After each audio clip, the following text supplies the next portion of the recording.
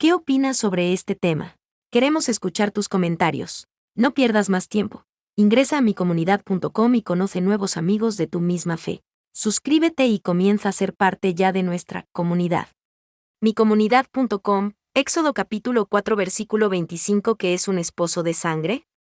La esposa de Moisés, Séfora, llama a Moisés un esposo de sangre en Éxodo 4 versículo 25. Para comprender la denominación y las circunstancias que llevaron al uso de esta por parte de Séfora, miraremos hacia atrás unos 400 años. Génesis termina con José como el primer ministro de Egipto quien, por la providencia de Dios, salvó a Egipto del hambre y dio la bienvenida a toda la casa de su padre para vivir en la tierra de Gosén. El éxodo comienza, siglos después, cuando los israelitas se han convertido en una gran nación. Fueron perseguidos por un faraón a quien no le importaba lo que José pudiera haber hecho y temía que tantos extranjeros en la tierra representaran un riesgo para la seguridad. Éxodo capítulo 1 versículos 8 al 11. Ordenó que mataran a todos los bebés varones israelitas, pero el niño Moisés fue salvado por su madre y finalmente adoptado por la hija de Faraón. Éxodo capítulo 2 versículos 1 al 10. Creció como miembro de la realeza egipcia pero nunca olvidó que era israelita. Un día defendió a un esclavo israelita, pero en el proceso mató a un egipcio. El faraón quería que mataran a Moisés, por lo que Moisés huyó del país. Éxodo capítulo 2 versículos 11 al 17. Se hizo pastor en la tierra de Madián. Moisés vivió en Madián durante 40 años, se casó y tuvo hijos. No sabemos qué pudo haberle contado a su esposa y a su familia sobre su pasado, pero, según todos los indicios, planeaba ser pastor por el resto de su vida y simplemente olvidarse de Egipto y de los israelitas cautivos.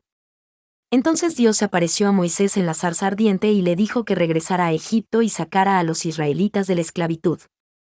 Moisés se opuso, pero finalmente se resignó a la tarea. Éxodo capítulo 3 versículos 1 al capítulo 4 versículo 17. Podemos imaginar que esto representaría una alteración importante en su vida familiar, y es posible que su esposa no estuviera contenta con la nueva dirección que estaba tomando. En el viaje de Moisés de regreso a Egipto, Dios lo interceptó y quiso matarlo. Éxodo capítulo 4 24. Séfora, la esposa de Moisés, tomó un pedernal afilado y cortó el prepucio de su hijo, y lo echó a sus pies. Versículo 25. En ese momento, ella dijo: a la verdad tú me eres un esposo de sangre. Versículo 25. Esposo de sangre, a causa de la circuncisión. Versículo 26. Después de eso, Dios cedió. Versículo 26. De esta manera Séfora salvó la vida de su marido. El incidente del esposo de sangre suena extraño para la mayoría de los lectores.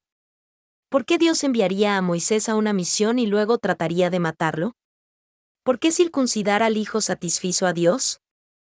Primero, debemos reconocer que quizás haya algún lenguaje antropomórfico aquí porque, si Dios realmente hubiera intentado matar a Moisés, lo habría logrado. Parece que Dios se opuso a Moisés o lo amenazó de alguna manera, tal vez mediante una enfermedad grave, y esto aparentemente se debió a que Moisés no había circuncidado a su hijo. La circuncisión fue la señal del pacto entre Dios y los descendientes de Abraham. Génesis capítulo 17 versículos 9 al 14. Todo varón incircunciso debe ser cortada de su pueblo. Versículo 14. Esto podría significar el destierro o incluso la muerte. Moisés, como pastor en Madián, había renunciado por completo a ser israelita, como lo demuestra el hecho de que no había circuncidado a su hijo. Quizás Moisés asumió que ya estaba separado de su pueblo. Entonces, ¿por qué debería molestarse en mantener la señal del pacto? Por alguna razón, y posiblemente incluso por las objeciones de su esposa gentil, no había circuncidado a su hijo. Dios no insistió en el tema hasta que llegó el momento de que Moisés regresara a Egipto y se convirtiera en el líder del pueblo del pacto de Dios. Antes de poder asumir el liderazgo, Moisés tendría que poner en orden su propia casa. No se nos cuenta la historia de fondo, pero asumimos que hubo alguna discusión sobre la circuncisión entre Moisés y su esposa porque Séfora sabía exactamente qué hacer. Después de circuncidar a su hijo, tocó los pies de Moisés con el prepucio, lo que tendría sentido si Moisés estuviera extremadamente enfermo y al borde de la muerte y, por lo tanto, no pudiera realizar la circuncisión por sí mismo. Tocar sus pies con el prepucio fue el acto que sanó a Moisés porque era evidencia tangible de que la situación pecaminosa había sido corregida. La exclamación de Séfora, «Tú me eres un esposo de sangre», es una queja o un lamento. Tenía que hacerle algo a su hijo pequeño que fue muy doloroso y también muy sangriento. Era algo que ninguna madre necesariamente querría hacer y expresó su frustración por la forma en que se habían desarrollado las cosas. Quizás ella, incluso más que Moisés, había planeado vivir sus días en las llanuras de Madián como pastora y madre. En cambio, su familia había sido completamente desarraigada para emprender un viaje que ella nunca esperó emprender. Además, se encontró haciendo algo a lo que se oponía. Ella está enojada con Moisés por eso y lo llama un esposo de sangre. En español, podría parafrasearse como un marido horroroso, un compañero miserable o un marido sangriento. El sentimiento es, si no me hubiera casado contigo, no habría tenido que hacerle esta cosa horrible a mi hijo. A Séfora apenas se la vuelve a mencionar después del incidente del esposo de sangre. No sabemos cómo fue su relación con Moisés o si alguna vez aceptó verdaderamente a su Dios.